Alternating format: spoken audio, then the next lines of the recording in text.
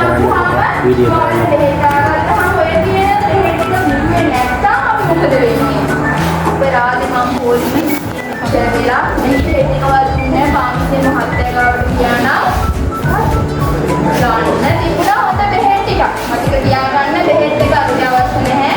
ඔයාගේ ඇඟින් තුවාලේ සනීප කිරීමේ හැකියාව කියන ඔයා කන බොන දේවල් ටික මම අවසානයේ කියලා. ඔයා දැන් තුවාලයක් වුණාම බෙහෙත් තාන්න එනවනේ. බෙහෙත් තාන්න එනකොට ඔයාගේ වෙන්න ඕන දේවල් ටිකක් තියෙනවා. මං කියවනේ මම බෙහෙත් තාන්න කාමරේ ඩ්‍රෙසින් රූම් එකේ වැඩ කරනකොට මම දැන් දේවල් ටිකක් නිසා මේ කතාව තෝරගත්තේ කියලා. නේද? එතකොට ගොඩක් දෙනෙක් තුවාලෙට බෙහෙත් තාන්න එනකොට දැන් මට පළවෙනි දවසේ ඇවිල්ලා ලොකු තුවාලයක් කළා ડોක්ටර් කියනවා මේක නම් මහන්න නැතුව හරියන්නේ මේක මහන්නම ඕනේ කියලා. මොකද කරන්නේ? බෙහෙත් ඉඳලා මහනවා. මහලි වල වෙලා ඊළඟ දවසේ කියනවා දවසක් ඇරලා බෙහෙත් ටික දාගෙන යන්න එන්න කියලා. ඉතින් අපේ අයටත් අපේ නිසනත් වැඩ කොටස් මේ කලබලන්නේ. ඉතින් අපේ කෙනාට සුඛම් හරි ගන්න අමුතුම තුවාලේ කලබල නාලේ කියලා. ඔයාලා දන්නේ නැහැ. ඔයාලා කියන්නේ ඒක ඔපරේෂන් එකක් කරපු තුවාලයක් මකින් දාලා කියන්නේ. ඒක නිසා හරි බයයි ගෙදරදී මොනා කරන්නද? ආ ගලවන්න. මතක තියාගන්න බය වෙන්න එපා ඕන්න අදින්දා. ඔයාට තුවාලයකට මැහුම් දැම්මත්, තුවාලෙට බෙහෙත් දැම්මත්, ඔයා බෙහෙත් දාන්න දවස වෙනකොට මොකද ඔයා කරන්න ඕනේ? හොඳට තුවාලේ පොඟලා නාන්න. තුවාලේ පොඟලා ගලවන්න. තුවාලේ පොඟලා ගලවා කියලා අලුතෙන් හැදිලා තියෙන හැම අලුතෙන් තුවාලේ සුව වෙලා තියෙන ඇවිල්ලා තියෙන පටක ටික අයින් වෙන්නේ නැහැ. තේරුණාද? එතකොට තුවාලෙට කිසිදු හානියක් වෙන්නේ නැහැ. ඔයාගේ මුළු ඇඟම පිරිසිදු වෙනවා. තුවාලේ පිරිසිදු වෙනවා කියන්නේ ඔයාගේ තුවාලය සනීප වෙන්න තවත් එක් අවස්ථාවක් තමයි ඒක. එනකොට ඔන්න මේ දවස්වල හොඳට දැන් ඉස්සරහට පටන් ගන්නවා සරකාරෙත් එක. එතකොට දුවිලි එන්න පුළුවන්. එහෙනම් මොකෙන්ද වැදගෙන එන්නේ? පිරිසිදු නැති කෑල්ලකින් සුදු පාට වෙන්න පුළුවන්, පාට එකක් වෙන්න පුළුවන්. ඒක නැවත පාවිච්චි කරන්න පුළුවන් හොදලා. ඒක තමයි සුදුසුම. එහෙනම් ඔන්න හරි සරලයි. තුවාලේ ගැලවුවා. හොඳට නෑවා. මොකක් හරි සුදු නැති කෑල්ලකින් හරි පිස්සු නැති කෑල්ලකින් මැදගත්තා. ඉස්පිරිතාලට ආවා. ඇවිල්ලා මොකද කරන්න ඕනේ? සංගාල සමහර කට්ටිය දෙවෙනි දවසේ අතට දෙලෙලා ඉඳ ගන්නවා. එහෙම කරන්න පුළුවන් අපිට. බෑ. ඔය පිටියෙන් ඇවිල්ලා මේ මිස්ටර් තුන්කුවක් කරන් ඩොක්ටර් ගාවට ගිහිල්ලා යාපිට තුවාලේ පෙන්නලා තමයි කොහෙද දෙන්නේ? දෙහෙත් දාන කාමරේට එන්න ඕනේ. හරිද? එතකොට තුවාල මම කිව්වා අපේ ඇඟෙන්ම තමයි සනීප වෙන්නේ කියලා. තුවාල හොඳ වෙන්න මොනවද අපේ ඇඟේ තියෙන්නේ? සාමාන්‍යයෙන් ඔයාලා හදලා තියෙනව නේද? අපිට ලේ තුවාලයක් ආවට පස්සේ අපේ ලේ එකතර කැටි ගහලා තුවාලේ යන එක නතර වෙනවා නේද? ඒ කියන්නේ රුධිර පට්ටිකාවලින් ලේ කැසීමක් ඇවිල්ලා තුවාලේ තියෙන ලේ ටික නතර කරලා ඊට පස්සේ අපේ තියෙන ඔය ප්‍රොසෙස් එකක් මම කියන්නේ නැහැ මෙතන. ඒ ක්‍රියාවලියක් ඔයාගේ තුවාලේ ටික සනීප වෙනවා. හරි. ඒ සනීප වෙන්න ඔයාගේ අවශ්‍ය වෙන පෝෂණ කොටසක් එයා ඉල්ලනවා. පළවෙනි දේ තමයි අපේ ඇඟේ තුවාල වෙලා තියෙන්නේ. ඒක තුවාල වෙලා තියෙනකොට අපේ ස්කින් එක ඔයාලා දන්නවා නිරෝගී හැමක් කියන නම් අපි කියන මොනවා කරන්න කියලාද? හොඳට වතුර බොන්න කියනවා. මොන තුවාලයක් වුණාම අපේ නැවත මේ වෙලා තියෙන හැම නැවත හදාගන්න නම් අපි මොකද කරන්න ඕනේ? ඒකට උදව්වක් විදියට අපි හොඳට වතුරක් බොන්න ඕනේ. ඒ විතරක් නෙමෙයි අපේ ඇඟේ තියෙන තුවාලයක් වුණාම නැවත සනීප කරන්න ප්‍රෝටීන අවශ්‍ය වෙනවා. ප්‍රෝටීන එහෙනම් අපි වැඩිපුර ප්‍රෝටීන කියන ආහාර ගත්තොත් අපිට පුළුවන් ඉක්මනටම තුවාලේ සනීප කරගන්න. මොනවද ප්‍රෝටීන තියෙන ආහාර? කියන්න බලන්න. කතා කරමු. සරල ප්‍රශ්නයක් අහුවේ. මොනවද ප්‍රෝටීන තියෙන ආහාර? විතර තව මාස් තව එහෙම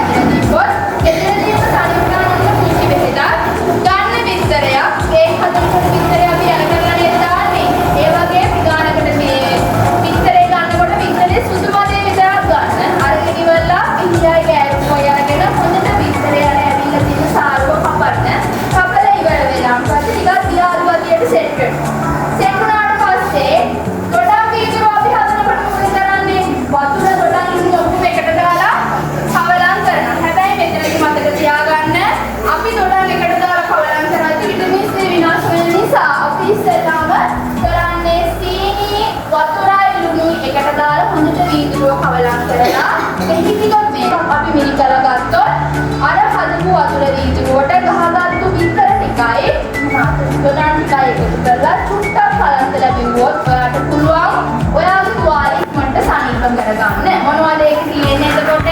ප්‍රෝටීන තියෙනවා, ඇල්බුමින් තියෙනවා, විටමින් එකතු වුණාම ඔයාගේ තුවාලේ ඉක්මනට සනීප වෙන්නේ සුවදායයක් තියෙනවා. සාමාන්‍යයෙන් සිංහල කෙනෙක්ට දෙන්නේ ඔය ඒ වගේ තුවාලයකට ඕකස් ගත්තොත් ඒකෙනොත් ඉක්මනට තුවාල සනීප වෙනවා මම ඇස් දෙකෙන් දැකලා තියෙනවා. හරිද? එහෙනම් ඔන්න රහසක් කියලා දුන්නා ඒක හදලා බොන්න. ඊට අමතරව මේ දවස්වල හිතන සෑහෙන ගෙවල් තියෙනවා තුවාලයක් තියෙනවා නම් විටමින් C කුලේ කැම වැඩිපුර කන්න තුවාල ඉක්මනට සනීප වෙනවා. ඒ වගේම ඔයාගේ හිතේ විශ්වාසය තියෙන්න ඕනේ වේදන කරන්නට මම ශක්තිමත් මම මේක ඉක්මනට සනීප වෙනවා කියන එක තමන් ඕලුවේ තිබ්බොත් ඉක්මනට තුවාල සනීප වෙනවා. අනිත් මොකද පිළිපාර්ශ්වයේ ටිකක් ඉන්නානේ මතක තියාගන්න ඔයා නිතරම තුපානය කරන කෙනෙක් නම් ඒ වගේම ඔයා මත්ද්‍රව්‍ය හැමදාම බොන කෙනෙක් නම් ඔයාගේ මේ තුවාලයක් හැදුනහම ටිකක් සනීප වෙන්න වෙලා යනවා.